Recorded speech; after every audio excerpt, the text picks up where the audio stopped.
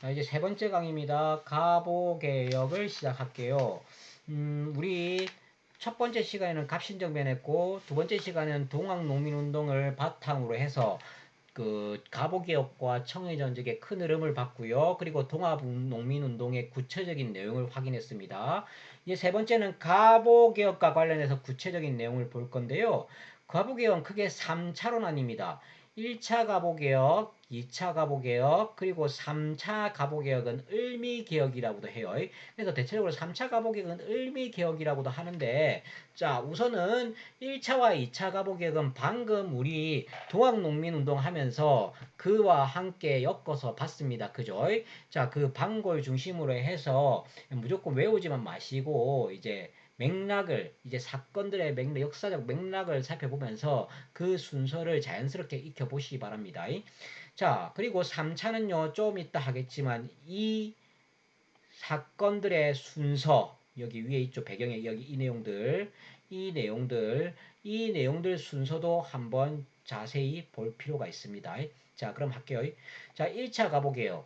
배경은요, 일본이 경복궁 점령했죠. 기억납니까? 그 전주 화약 맺기 전에 전주성을 농민군이 점령하자 이제 청나라가 이제 그 조선 정부에 의해서 파병 요청을 받아서 들어오게 되고 이러면서 일본도 들어오죠. 그러면서 전주 화약을 맺고 청이 군대 다 나가라고 우리 정부가 얘기했는데 일본군은 오히려 경복궁을 점령하죠. 그래서 김홍집 내각을 수립한다고 했죠. 그리고 기억하시겠지만 섭정은 누구였습니까? 흥선대원군이었어요. 그죠? 그리고 교정청을 폐지하고 얘들은 일본의 군국기무처를 설치합니다. 군국기무처를 설치해서 개혁을 추진하기 시작합니다. 자, 제2차 가보기에 여러 내용이 있습니다. 여러 내용이 있는데, 자, 우선은 여러분들이 뭐, 이런 내용들 다 못 외웁니다, 사실. 그래서, 우리 아까 전에 갑신정변 할 때처럼 킬링 포인트를 쌤이 좀 이따가 확인시켜 드릴게요. 우선은 여러분이 우선 여기서부터 알아야 될 거는 6조를 파라문으로 개편했다. 우리 의정부 6조 기억나죠, 조선? 의정부 6조 이름을 파라문으로 바꿔버렸습니다. 그리고 과거제 폐지했다라는 것. 과거제 폐지 특히 기억 잘하세요. 과거제 폐지는 그 가보 개혁됩니다. 그리고 조세의 급납파. 조세의 급납파. 조세의 급납파는 뭐냐면 세금을 뭐 물건으로 내는 게 아니고 돈으로 낸다 이 말입니다. 그다음 은본위 화폐제도, 은을 중심으로 한 화폐, 도량형 통일, 그다음에 재정 일어나 탁지야문. 아까 전에 재정 일어나 갑신정변 때 호조였던 거 기억납니까? 요 애들은 탁지야문입니다. 요 기억 잘하세요. 탁지야문 나오면 가보격이에요. 탁지야문.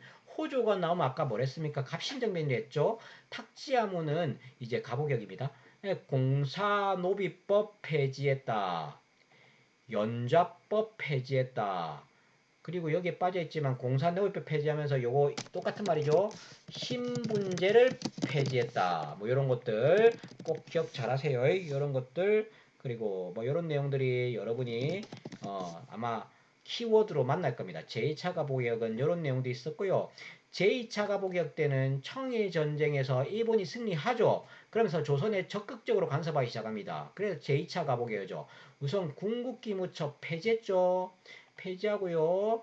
박영효, 김홍직 연립내각 수립했죠. 기억나죠? 자, 그리고 이때는요, 홍범 14조를 반포하는데 이게 뭐냐면은 홍범 14조는요, 우리의 헌법 비스무리한 건데 앞에 있는 이 개혁들 있죠. 이 개혁들을 정리해서 14개로 직접 발표하는 겁니다. 홍범 14조를 했고요. 여기서 6조를 파라문으로 바뀐다 했죠. 요거는 파라문에서 7부로 바뀝니다. 2차 때는. 7부로. 그 다음에 지방을 8도에서 23부제로 바뀐다. 정도 하시고요.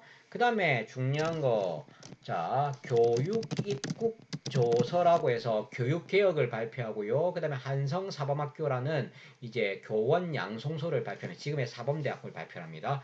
요 정도가 아주 중요한 2차 가보개혁 때 핵심 내용이에요. 자, 이 정도 하시고요. 자, 이제 제3차 가보개혁 을미개혁됩니다. 자, 청해전쟁으로 돌아가요. 청해전쟁에서 일본이 승리한댔죠. 일본이 승리하고 나서 이제 청나라로부터 타이완과 요동반도, 랴오동반도를 달라고 그래요. 우리가 일본이 이겼으니 그때 그 이 타이완과 요동반도를 무슨 조약 때문에 어, 시모노세키 조약. 시모노세키 조약 결과 청해전쟁 결과 시모노세키 조약을 맺거든요. 그 시모노세키 조약 결과 타이완과 랴오등 반도를 이제 달라고 해요, 일본이. 그래서 받았어요. 받았는데 요동 반도에 관심 많았던 이 랴오등 반도에 관심 많았던 게 러시아거든요. 이 러시아가 저 일본 놈들이 요동 반도 들고 오면 안 되지 하면서 독일과 프랑스를 꼬십니다. 그래서 독일과 프랑스를 꼬셔서 독일, 프랑스, 러시아가 일본 보고 너거 요동반도 다시 청나라로 돌려줘 했던 게 바로 삼국 간섭이에요. 이 삼국 간섭을 하게 되고 이에 일본은 랴오등반도를 다시 청나라에 반환합니다. 이 상황을 고종과 명성황후가 봐요. 그래서 안 그래도 일본이 간섭해서 2차 가보기부터 간섭해서 실었는데 고종과 명성황후가 이제 그 전까지는 일본에 대한 청나라가 살아있을 때는 그래서 청나라가 견제하는데 좀 도와주고 했는데 일본을 견제하는데 그런데 이제는 청나라가 완전 일본이 졌잖아요 이제. 그래서 같이 견제해줄 국가가 필요한데 이걸 러시아 이 상황을 삼국 간섭 상황을 보고 러시아를 주목하게 됩니다. 그래서 고종과 명성황후가 러시아에 주목하니까 일본을 견제하기 위해 러시아에 접근하죠. 이에 김홍집 박용용의 내각, 친일 내각은 붕괴되고요. 이래서 일본이 이제 러시아에 접근하는 이제 고종과 명성황후를 보고 이 도대체 이 러시아에 접근하는 이걸 주동한 사람 누굴까 하다가 그 주동한 사람을 명성황후로 꼽습니다. 그래서 일본은 자기들의 세력을 회복할 목적으로 명성황후를 죽이죠. 그게 바로 을미사변입니다. 을미사변이 일으킨다. 자, 그래서 을미사변이 일으킨 다음에 이제 일본은 제3차 가보개혁인 을미개혁을 단행합니다. 자, 을미개혁의 특징, 건양이란 연호가 사용되고요. 그 다음에 단발령을 실시해요. 단발령을 이때부터 실시합니다. 실시하고요. 머리 잘라라 그죠? 그 다음 태양력을 사용한다. 이게 핵심 내용. 자, 하지만 이렇게 단발령을 실시하고 명성황후를 죽인 일본이 우리 백성들은 너무나 믿겠죠. 그래서 을미사변과 단발령에 반발해서 각지에서 의병이 발생했는데 그게 대표적인 게 을미의병입니다. 을미의병이 발생되고 이러한 혼란한 가운데 이제 우리 고종은 아관파천으로 결과를 맺습니다. 아관파천 뭔지 기억나죠? 러시아 공사관으로 도망가는 거죠. 을미의병이 발생되니까 이제 고종이 을미사변도 있으면서 자기 마누라가 죽었죠. 이런 상황에서 고종은 이제 벌벌 떨기 시작하죠. 나도 혹시 죽으면 어떡할까? 걱정됩니다. 이에 아관파천으로 도망가면서 이제 아관파천을 진행하면서 러시아로 도망갔고 이에 이제 여기까지 그 내용을 정리했는데요. 우선 이와 관련해 책 정리하고 마치고 이제 좀 더 보충할 거 있으면 학교에서 이제 하겠습니다. 우선 98페이지 뭐 그냥 볼 거 없겠네요. 99페이지에 보면 요런 지도가 시험에 나올 수 있어요. 수능에. 그런데 뭐 수능에 지도만 나오는 게 아니고 뭐 이런 지역 있죠. 뭐 중요한 지역 전주 화약 황포현 황룡천 전투 뭐 전투 이름이라든가 백산 집회 고부봉기 뭐 이런 거 이런 키워드가 동학농민운동하고 관련 있다라는 걸 여러분이 아시면 됩니다. 그죠? 그리고 뭐 이런 거 한번 읽어보시고